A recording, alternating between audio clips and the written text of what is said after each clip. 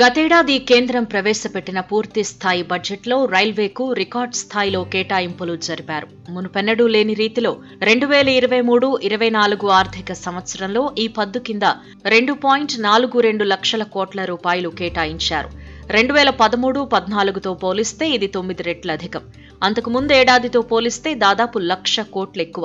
2022-23లో రైల్వేకు 1.40 లక్షల కోట్లు కేటాయించారు.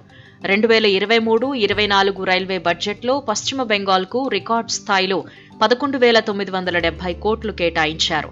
కోల్కతా ప్రధాన కేంద్రంగా ఉన్న జోనల్ రైల్వేకు 2022-23లో 2,942.49 కోట్లతో పోలిస్తే 2023-24కి 4,078.88 కోట్ల బడ్జెట్ కేటాయింపు జరిగిందని తూర్పు రైల్వే అధికారి తెలిపారు. రాజస్థాన్లోని రైల్వేకు 2023-24 సంవత్సరానికి గాను కేంద్ర బడ్జెట్లో రికార్డ్ స్థాయిలో 9,532 కోట్లు కేటాయించామని, 2009 నుంచి 2014 మధ్య కాలంలో వార్షిక సగటు కేటాయింపు 682 కోట్ల కంటే 14 రెట్లు ఎక్కువ అని రైల్వే మంత్రి అశ్విన్ వైష్ణవ్ తెలిపారు.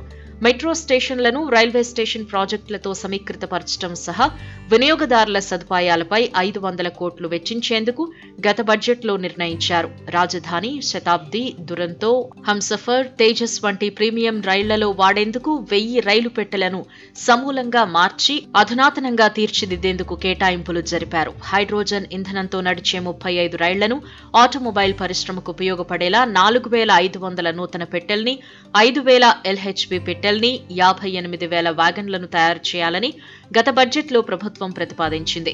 వందే భారత్ రైళ్ల సంఖ్యను, వాటి వేగాన్ని పెంచడానికి వీలుగా పట్టాల పునరుద్ధరణకు నిధుల కేటాయింపును దాదాపు 1,900 కోట్లకు పెంచారు. దేశవ్యాప్తంగా మెట్రో రైళ్ల ప్రాజెక్టులకు గత బడ్జెట్లో 19,518 కోట్లు కేటాయించారు. 2022-23 ఆర్థిక సంవత్సరంలో 19,130 కోట్లు దీనికి కేటాయించినా సవరించిన అంచనాల్లో 15,628 కోట్లకు తగ్గించారు.